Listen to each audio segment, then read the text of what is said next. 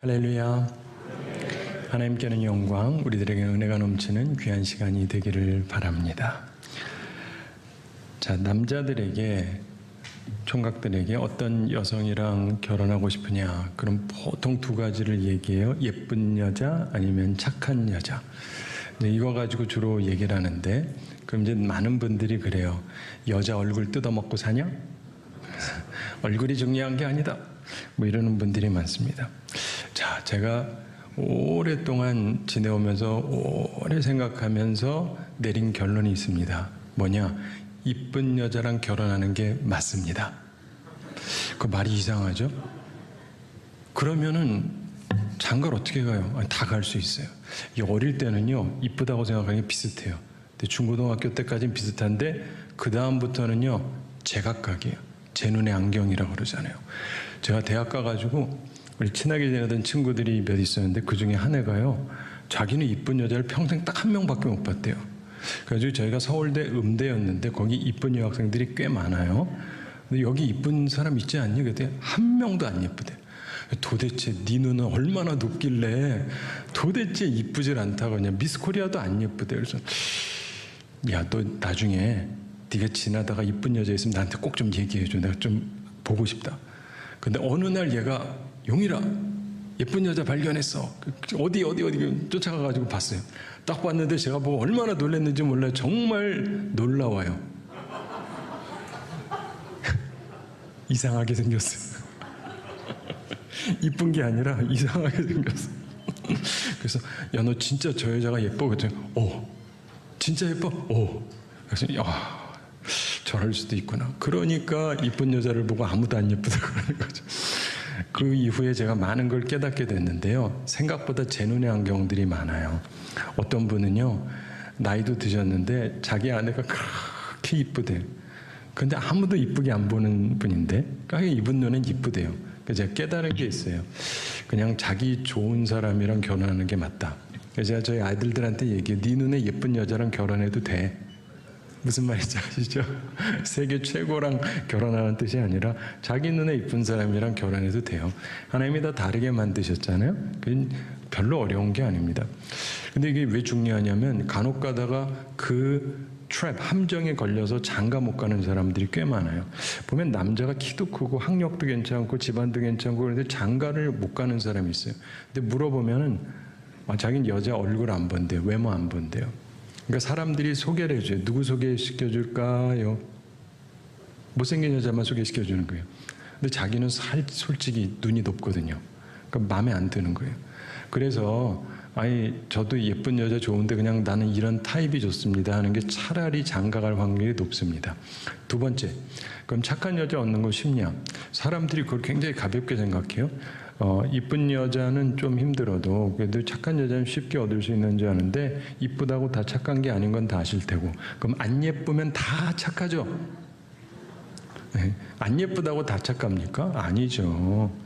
여러분, 생각보다요, 착한 여인은 찾기가 굉장히 어렵습니다. 이쁜 여성은요, 지금도 금방 찾을 수 있어요. 저 강남에 가면 이뻐 보이는 처녀들 많아요. 그런데 진짜 착한 여인은 눈 씻고 찾아봐도 찾기가 어렵습니다. 오늘 성경 본문 잠언 31장 10절 함께 읽어보겠습니다. 누가 현숙한 여인을 찾아 얻겠느냐? 그의 값은 진주보다 더하니라. 현숙한 여인 얻는 게 쉽지가 않습니다. 값진 진주보다 더하다. 영어 성경에는 루비라고 얘기하는데 여러분, 아주 값비싼 보석보다 더 귀하다. 쉽지 않아요. 좋은 아내 얻는 게요, 그렇게 쉬운 일이 아닙니다. 그걸 너무 가볍게 생각하지 마세요. 그거는 큰 은혜를 얻는 겁니다. 자, 하나님께서 본래 세상을 창조하시고 남자가 혼자 거하는 게 좋다고 생각하지 않으셨어요. 그래서 여성을 창조해 주셨습니다. 그래서 공허함을 메꿔줘야 되는데 아내 중에 두 종류가 있어요. 남편의 공허함을 채워주지 못하는 사람, 오히려 남자가 혼자 있는 게 낫겠다 싶은 생각이 드는 사람, 반대로 오늘 말씀처럼 현숙한 여인이 있어요. 우리 교회에 속한 모든 여성들은 현숙한 아내가 다 되시기를 바랍니다. 아멘 소리가 굉장히 작지만 현숙한 아내들이 다 되시기 바랍니다. 감사합니다. 자, 이 공허함을 주는 아내 먼저 생각해 보겠습니다. 이런 사람의 특징은 첫째, 불신감을 조성해요. 믿을 수가 없어요. 남편이 아내를 믿을 수가 없습니다. 그러면 그 마음이 공허해질 수밖에 없습니다. 남성에게는 의미가 중요해요. 여성에게는 안정감이 더 중요하지만 그 남자는 이 결혼이 의미심장해야 돼요. 근데 여성을 보면서 불신감이 있으면 의미를 갖기가 힘들어요. 여성들의 이상형이 바뀌었다, 이런 세상의 말이 있습니다. 예전에는 세상에서 여성들의 남자 이상형이 뭐냐면 백마탄 왕자님이었죠. 남자들 입장에서 그거 되기가 어렵긴 하지만 뭐 어떻게 가능할지 모르겠는데, 요즘 여성들은 어떤 남편을 원하느냐, 이상형이 마당쇠래요. 마당쇠. 뭐냐, 일꾼, 명하는 대로 이것저것 일 잘해주는 남자. 그래서 요즘 여성들의 남편 자랑은 우리 남편이 이렇게 성공했다 이런 게 아니고, 자기 남편은 설거지 해준다, 자기 남편은 청소를 해준다, 애를 잘 봐준다, 뭐 이게 자랑이에요. 근데 남자 입장에서는 뭐 해줄 수는 있는데 그것만으로 의미를 갖기는 좀 힘들어요. 잠언 21장 19절에 다투며 성내는 여인과 함께 사는 것보다 광야에서 혼자 사는 것이 나으니라, 이렇게 말씀합니다. 집에 들어오면 쉬어야 되잖아요. 근데 아내가 자꾸 다툼을 일으키고 성을 내고 그러면 남자가 차라리 외로운 광야에서 혼자 지내고 싶어진다. 잠언 25장 24절에서도 다투는 여인과 함께 큰 집에서 사는 것보다 움막에서 혼자 사는 것이 나으니라, 이렇게 말씀합니다. 자꾸 성을 내는 아내, 시비 거는 아내, 지나치게 잔소리가 많고 짜증이 많은 이런 아내하고 사느니 차라리 혼자서 초라한 움막에서 사는 걸 원하게 될 것이다. 어떤 공처가가 이런 글을 남겼습니다. 남자에게 결혼은 인생의 무기징역이고 여자에게, 마누라는 감방의 간수다.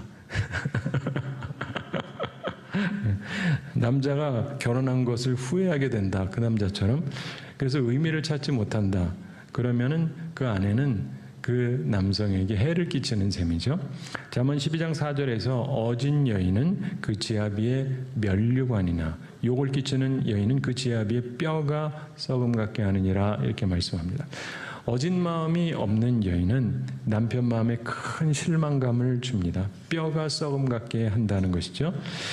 자, 두 번째로 공허함을 주는 아내의 특징은 걸림돌이 된다는 것입니다. 남편의 앞에 미래의 장애가 됩니다. 남편의 앞길에 아내가 걸림돌이 되면 그럼 남편이 공허해질 수밖에 없죠. 잠언 14장 1절에서 지혜로운 여인은 자기 집을 세우되 미련한 여인은 자기 손으로 그것을 허느니라, 이렇게 말씀해요. 집을 세워야 돼요. 지혜로운 사람은 집을 세웁니다. 어리석은 여인은 자기 손으로 자기 집을 헐어버려요. 흔히 아내는 남편의 사다리를 밑에서 잡아주는 사람으로 표현을 하죠. 자, 아내가 지혜로우면 견고하게 잘 잡아줍니다. 그래서 남편이 안정감을 가지고 쭉 올라갈 수가 있어요.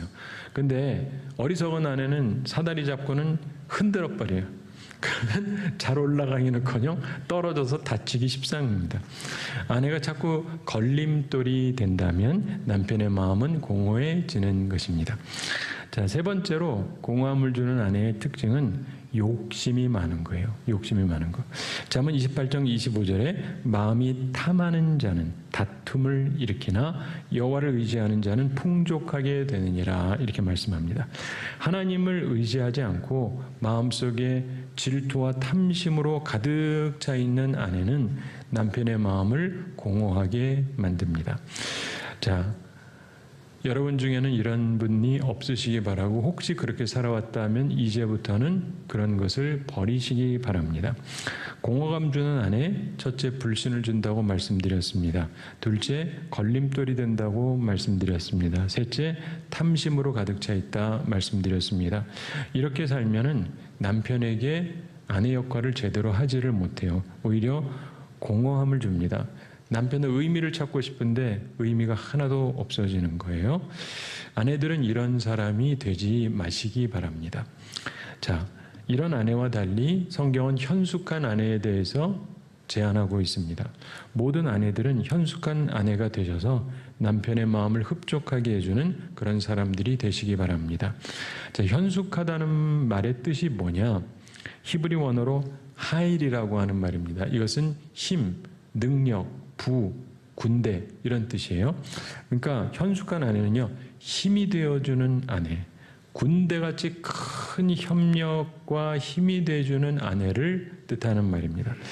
남편을 외롭지 않게 해주고 정말 큰 힘이 되어주는 그런 아내, 현숙한 아내가 되라. 이게 하나님 말씀입니다. 자, 그런데 이 현숙한 아내는 보다 구체적으로 어떤 아내일까?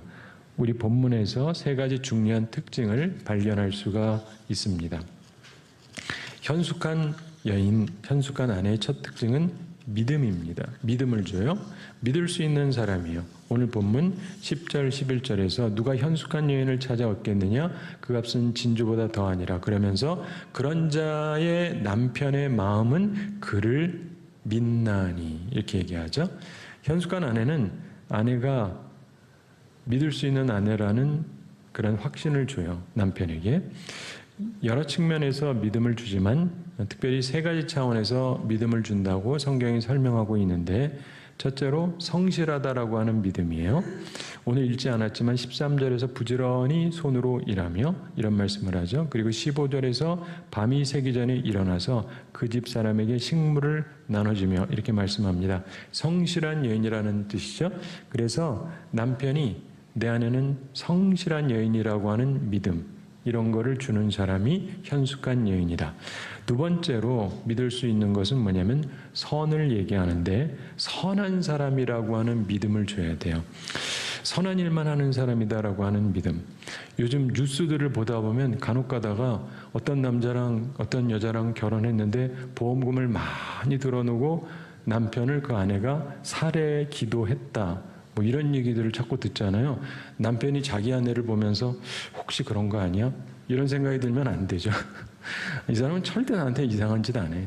선한 행동을 하는 사람이야. 이런 믿음을 줘야 현숙한 여인이죠. 본문 12절에 보면은 함께 읽어보겠습니다. 그런 자는 살아있는 동안에 그의 남편에게 선을 행하고 악을 행하지 아니하느니라. 아멘. 이 사람은 나한테 악한 일 하지 않아. 이런 믿음. 선을 행하는 사람이라고 하는 믿음을 주는 여인이 현숙한 여인입니다. 20절에도 함께 읽어보겠습니다. 20절, 그는 곤고한 자에게 손을 펴며 궁핍한 자를 위하여 손을 내밀며. 아멘. 선을 행하는 여인이다. 가난한 사람, 곤고한 사람, 궁핍한 사람을 위해서 도움의 손길을 피는 사람이다. 그러니까 마음도 그렇고 행동도 그렇고 따뜻한 여성이다. 이렇게 믿을 수 있는 여인이 현숙한 여인입니다. 여러분들이 그런 분들이 꼭 되시기를 바랍니다. 그리고 믿을 수 있다는 세 번째 차원은요, 덕을 말하는데, 현숙한 아내는 말과 행동이 뛰어난 덕을 이룬다, 이런 믿음을 줍니다. 남편이 칭찬하는데 29절 함께 읽어보겠습니다. 덕행 있는 여자가 많으나 그대는 모든 여자보다 뛰어나다 하느니라. 아멘. 여러분, 덕행을 행하는 여자가 많은가요? 사실 그리 많은 것은 아니지만 이거는 이 남편의 얘기고, 이렇게 많다 치고, 근데 정말 현숙한 여인은 그렇게 소위 덕이 있는 여성들 중에서도 최고로 뛰어난 여성이다 라는 믿음을 준다는 거예요. 잠언 11장 16절 초반에서도 유덕한 여자는 존영을 얻고 이렇게 말씀하죠. 덕이 있는 여인은 존영을 얻습니다. 여러분, 아내가 동창회를 나가기 위해서 좀 새 옷을 사 입고 싶어요. 근데 남편한테 말을 할 때 어떻게 말을 할 것인가? 어떤 여인이 이렇게 말했다고 생각해 보세요. 도대체 당신은 몇 년 동안 나한테 옷 한 벌 사준 적이 없어. 내 친구들처럼 나도 유행에 민감한 옷을 입고 싶은데 내 옷은 완전히 유행에 뒤처진 옷인데 내 친구 중에 이런 옷 입는 여자 하나도 없어. 여러분, 가는 말이 고와야 오는 말이 곱단 말이 있죠. 이렇게 말하면 남편이 부드럽게 나오지 않죠, 대체로. 근데 이와 달리 아내가 덕이 있게 지혜롭게 한다고 생각해 보세요. 우리 수요일날 에스더서를 나누고 있습니다만 에스더처럼 우선 잘 대접해 주는 거예요. 잘 먹여주고 기분 좋게 해주고 에스더서에는 안 나오지만 안마도 좀 해주고, 예. 그러면서 얘기한다고 생각해 보세요. 난 당신 만나서 이렇게 행복하게 사는 게 하나님께 얼마나 감사한지 몰라요. 얼마 안 있으면 내가 동창회 하는데 나만큼 행복한 친구가 없을 거예요. 근데 요즘 나이가 들어서 그런지 옛날에 입던 옷이 잘 맞지를 않는데, 옛날에 입던 옷들도 다 참 예쁜데 좀 잘 맞지를 않네요. 동창회 때 뭘 입고 가야 되는지 모르겠어요. 그럼 남편이 기분 좋아서 그래요. 이번 기회에 좋은 옷 하나 사 입지 그래. 이렇게 현수간 아내는 지혜롭게 행동해서 좋은 결과를 얻습니다. 자, 현숙한 아내는 믿음을 줘요. 세 가지 차원의 믿음을 준다고 성경이 말씀합니다. 성실한 사람이라고 하는 믿음, 그리고 선한 사람이요 선한 일만 하는 사람이라고 하는 믿음, 그리고 덕이 있는데 누구보다도 뛰어난 덕을 가진 여성이라고 하는 믿음을 줘요. 이 세 가지 차원의 믿음을 주는 여성이 현숙한 아내입니다. 얻기가 쉽죠? 아니요, 어려워요.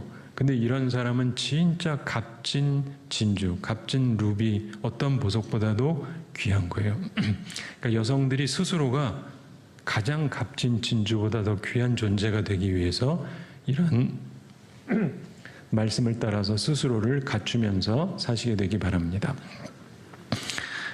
현숙한 아내의 두 번째 특징은 디딤돌이 되어주는 것입니다. 현숙한 아내는 남편의 디딤돌이 되어줘요. 본문 23절 함께 읽어보겠습니다. 그의 남편은 그 땅의 장로들과 함께 성문에 앉으며 사람들의 인정을 받으며 아멘. 여기서 이 장로라고 하는 것은 사회적으로 명망이 있는 사회 지도급 인사를 뜻하는 말입니다. 현숙한 아내는 남편의 디딤돌이 되어 그 남편이 사회 지도급 인사들하고 더불어서 성문에 앉을 수 있는 사람이 됩니다. 그 중에 하나가 되거나 혹은 그들과 교제할 수 있는 사람. 그래서 남편의 성공을 여기서 뜻하는 말입니다. 현숙한 아내는 남편을 성공시키는 아내입니다. 남편의 디딤돌이 되어줘요. 남편이 오르는 성공의 사다리를 잘 붙들어 줍니다. 자, 성경에 보면은 아비가일이라는 여성이 있었습니다. 다윗이 도망을 가다가 만납니다. 이 여인은 전 남편이 있었고 재혼을 하게 되는데 얼마나 현숙한 여인인지, 다윗은 아무것도 없어요. 도망자예요. 근데 이 여인이 얼마나 잘 협력을 했으면 다윗이 다시 일어나요. 그래서 결국은 왕이 됩니다. 여러분, 인생을 살아가면서 이런 여인을 얻는다는 게 쉽지 않습니다. 다윗에게는 아내가 여럿 있었어요. 근데 그 가운데서 아주 치열한 싸움이 있어요. 피비린내 나는 싸움이 있는데 아비가일과 그 아들과 관련돼서는 그런 게 전혀 없어요. 우리 인생을 살아가면서 보면은 우리들의 삶 속에서 디딤돌이 되어주는 아내, 흔하지는 않습니다. 그런데 그런 사람을 얻는다면 참으로 귀한 보배를 얻는 것과 같습니다. 여러분, 여성들도 귀한 보배보다 더 귀한 진정한 하나님께서 기뻐하시는 아내들이 꼭 다 되시기를 바랍니다.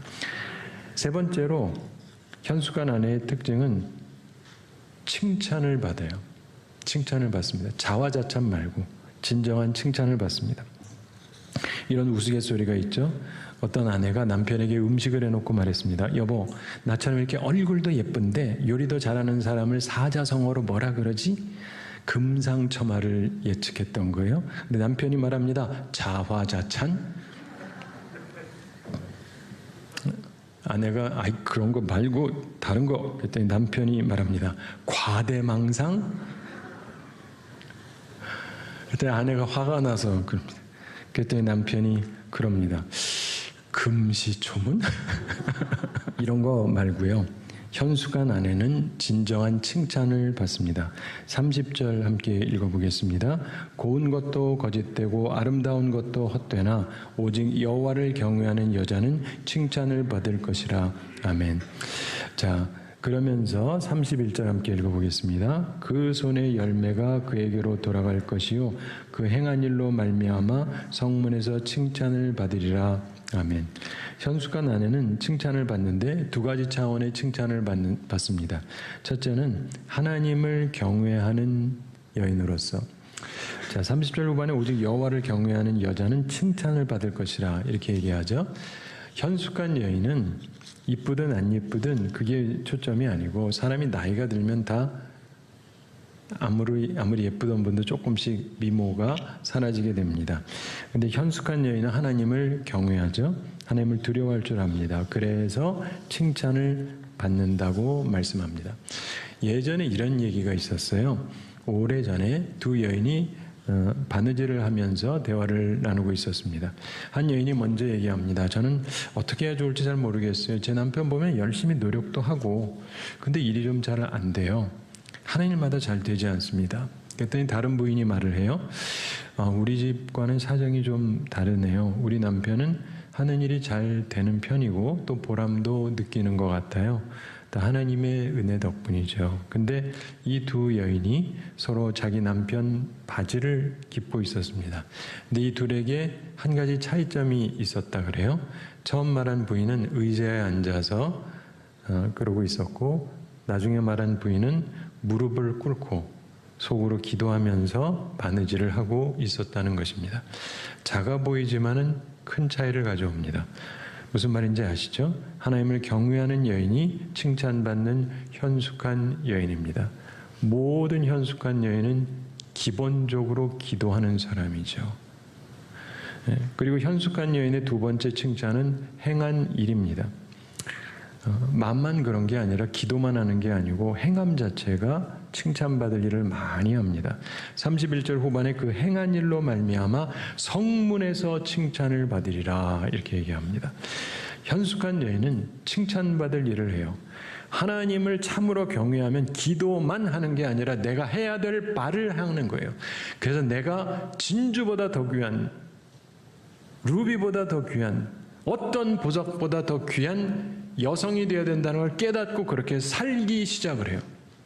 그래서 내 가정을 아름답게 만들어가는 거예요. 그래서 그 행하는 일들로 사람들이 칭찬을 받게 되는 것입니다. 말씀의 결론을 맺습니다. 현숙한 아내에게 세 가지 특징이 나타납니다. 믿음을 주는 아내, 성실한 사람이라고 하는 믿음, 선을 행하는 사람이라고 하는 믿음, 그야말로 최고의 덕을 가진 사람이라고 하는 믿음을 줍니다. 또한 남편을 위해서 디딤돌이 되어줍니다. 남편이 성공할 수 있도록 만들어줍니다. 그리고 칭찬받는 삶을 살아갑니다. 그 신앙의 삶에서 칭찬을 받고 생활에서도 빛과 소금이 되는 삶을 살아서 하나님과 사람의 칭찬을 받는 삶을 살아갑니다. 이런 여인이 바로 성경이 제시하는 이상적인 아내의 모습입니다. 모든 아내 되시는 분들은 바라기는 꼭 이런 아내가 되시기 바랍니다. 그래서 자신의 가정을 복음 좋은 소식이 있는 가정이 되도록 만드는 여러분들이 다 되시기를 바랍니다. 1517년 종교개혁을 일으켰던 마틴 루터의 아내의 이야기입니다.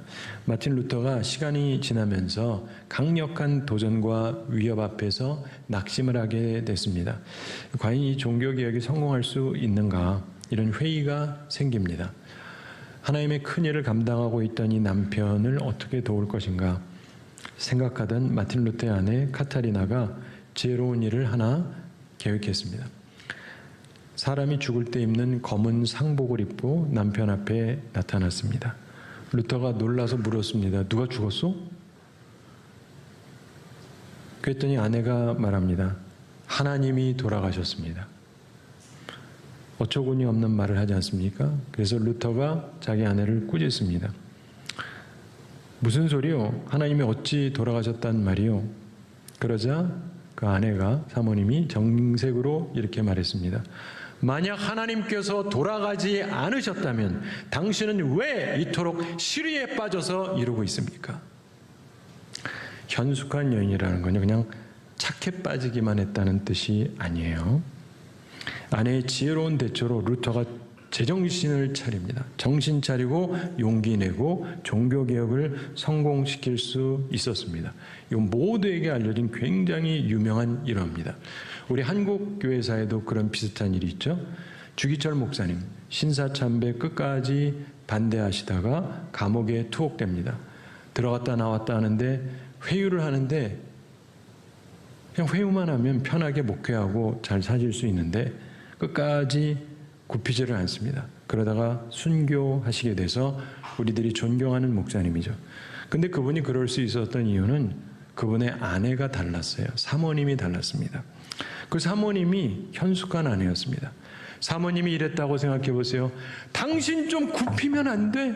남들도 다 굽히고 사는데 난 어떻게 살란 말이야? 우리 애들은 어떻게 살란 말이야? 이랬으면 목숨이 굽혔을 거예요. 근데 사모님이 그러지 않았거든요. 그래서 순교할 수가 있었던 거예요. 예전에 한국교회에 그런 분이 있었는데 오늘날 한국교회에 이런 얘기를 제가 거의 듣지를 못합니다. 오늘 이 자리에 참여하신 그리고 이 말씀을 받으시는 모든 아내 되시는 분들, 남편을 공허하게 만들지 마시고 하나님이 여러분 창조하신 이유를 무가치하게 만들지 마시고 남편에게 꼭 큰 힘이 되는 현숙한 아내들이 되시기 바랍니다.